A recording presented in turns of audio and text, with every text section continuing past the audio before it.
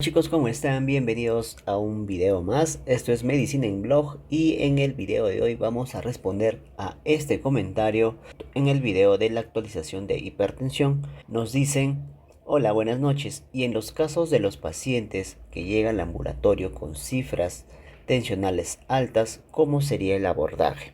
Como le respondí en el comentario, eso ya vendría a ser lo que es una crisis asmática. Para ello he hecho este pequeño resumen. Tomé como referencia una guía de práctica clínica de acá de mi país, de Perú. En primer lugar, tenemos que saber qué es una crisis hipertensiva. Pues se dice que, vamos a el puntero láser. Entonces, una crisis hipertensiva viene a ser la elevación aguda de la presión arterial, y esta va a ser capaz de producir alteraciones tanto funcionales como estructurales, que esto va a dañar lo que es los órganos blancos. ¿Y cuáles son? Principalmente el corazón, el cerebro, el riñón, la retina y las arterias. Existen clasificaciones en cuanto a la crisis hipertensiva. Principalmente se divide en emergencia hipertensiva y urgencia hipertensiva.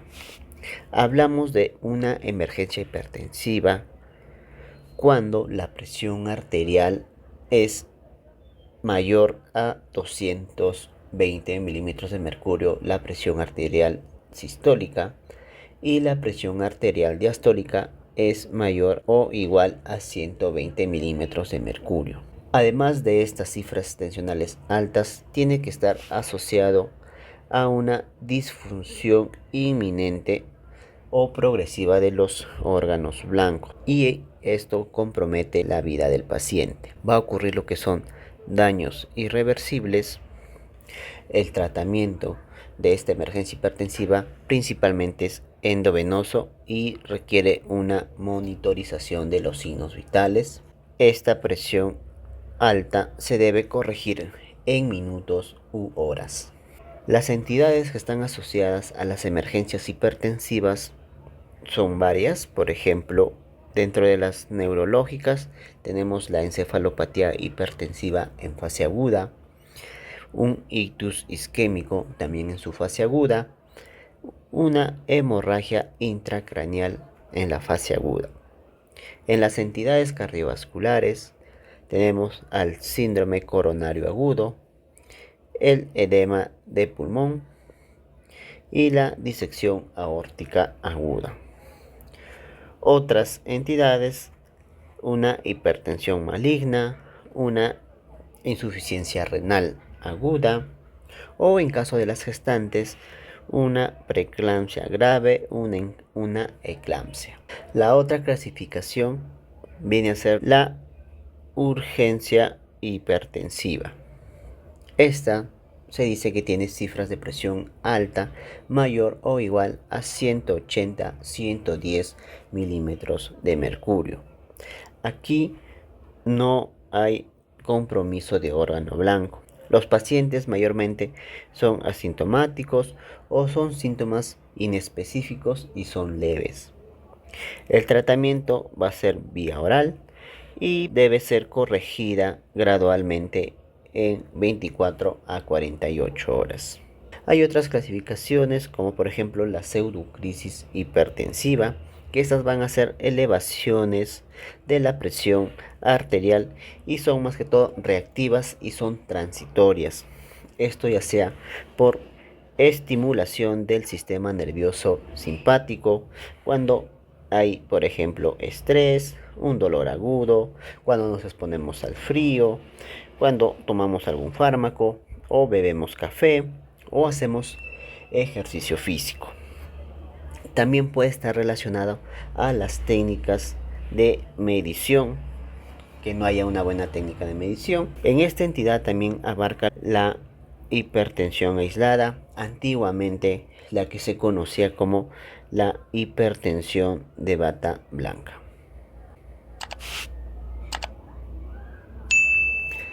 Existen diferentes factores de riesgo para que una persona llegue a hacer crisis hipertensiva. Una de ellas es el tabaquismo, el sobrepeso o la obesidad, el sedentarismo, dislipidemias, que no haya un buen tratamiento, que sea mayor a 65 años, que tenga antecedentes de hipertensión arterial y que sea varón. Dentro de los cuadros clínicos principalmente se va a presentar dolor torácico, disnea, un déficit neurológico asociado a cefaleas, que es un signo que mayormente los pacientes llegan a la consulta externa o a la emergencia. Pacientes con diagnóstico ya de hipertensión que vienen asociados de cefalea más tinnitus y en algunos casos visión borrosa. ¿Cómo es el diagnóstico de la crisis hipertensiva? El diagnóstico principalmente es clínico y a esto se debe determinar si estamos frente a una emergencia hipertensiva o una urgencia hipertensiva. Se pueden realizar ciertos exámenes auxiliares como por ejemplo el fondo de ojo, que esto nos va a ayudar a ver si es que hay signos de retinopatía hipertensiva, como por ejemplo que haya hemorragias o haya edema de la papila. También se puede solicitar electrocardiograma para ver signos de hipertrofia ventricular izquierda o signos de lesión coronaria aguda. ¿Y cómo es el manejo? Según la guía que yo había revisado, mencionaba que no existe un consenso definitivo respecto a qué agente hipertensivo es el ideal o es el de elección. Por lo tanto, hay diferentes fármacos que se puede usar, pero esto dependiendo, como mencioné anteriormente, ver si estamos frente a una emergencia hipertensiva o a una urgencia hipertensiva. Si nos viene un paciente con presiones de 180, 110 y pues no hay dolor de cabeza, está sintomático, no hay náuseas, vómitos, no hay tinnitus, no hay visión borrosa, podemos catalogar que estamos frente a una urgencia hipertensiva. El tratamiento va a ser vía oral y los fármacos más utilizados en estos casos es el captopril y el nifedipino. El captopril, la dosis inicial es de 25 miligramos vía oral, mientras que del nifedipino se puede iniciar con dosis baja de 10 miligramos, 20 miligramos hasta 30 miligramos. Lo que sucede con el nifedipino es que causa una hipotensión severa. Es por eso que algunas guías, algunas literaturas mencionan que debemos iniciar con una dosis media de 20 miligramos vía oral o incluso valorar y llegar a una dosis inicial de unos 10 miligramos vía oral, ya que si es que aún las tensiones arteriales se encuentran elevadas, se puede repetir cada 30 minutos hasta por 2 a 3 veces. Si por otro lado nos llega una paciente con cuadros de dolor de cabeza, visión borrosa, tinnitus, dolor precordial o taquicardia, dificultad respiratoria, disnea o alteraciones de la conciencia y tomamos la presión arterial y nos encontramos que se encuentra en mayor o igual de 120 milímetros de mercurio, podemos decir que estamos frente a una emergencia hipertensiva. Y aquí el manejo es diferente, ya que debemos reducir las cifras tensionales en un plazo de tiempo corto. Pero aquí para nosotros manejar este cuadro debemos hacer una reducción de esta presión en torno a los 20 a 25% de esa presión arterial. Porque si nosotros bajamos de manera brusca esa presión arterial, lo que podemos causar es episodios de isquemia tisular. Entonces, ¿cómo es el abordaje de una emergencia hipertensiva?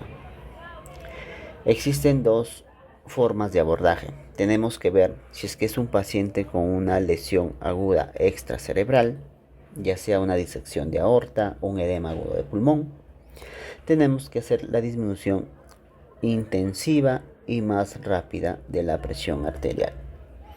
Mientras que si estamos frente a un paciente con lesión de cerebrovascular, la disminución va a ser más lenta y tiene que estar acompañado de una monitorización de la clínica neurológica. Pues para ello existen varios fármacos, dentro de los cuales he colocado aquí los que más se usan.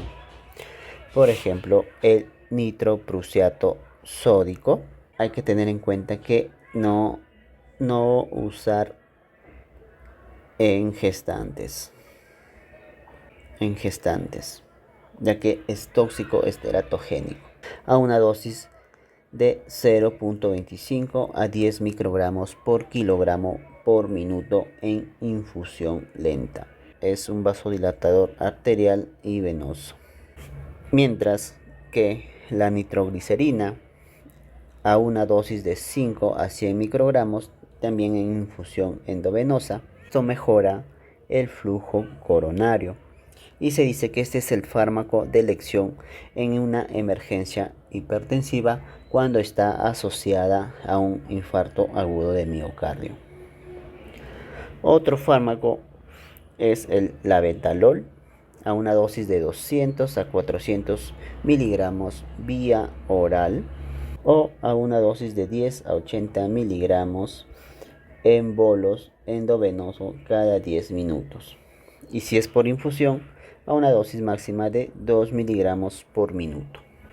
Se dice que el labetalol es un fármaco de uso general para todas las crisis hipertensivas.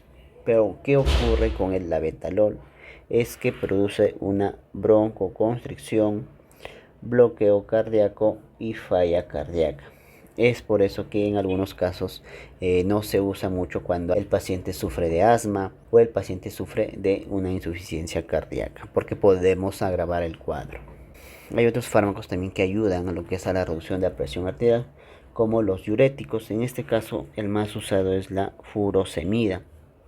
Se usa en bolos de 20 miligramos endovenoso y se puede repetir cada 30 minutos. Y bueno, chicos, esto es más que todo un reporte general de lo que es las crisis hipertensivas y cómo podemos manejarlo. Pueden revisar las guías de práctica clínica de sus países. Como dije, yo saqué una parte de esta teoría, saqué de una guía de acá de mi país, de Perú, y otra parte de otras revistas internacionales, y pude complementar más que todo lo que es el abordaje terapéutico. Espero que les haya gustado este video. Si es así, agradecería que me apoyen con un grandioso like y también suscribiéndose al canal para que estén al tanto de todo el contenido que esté subiendo en los próximos días.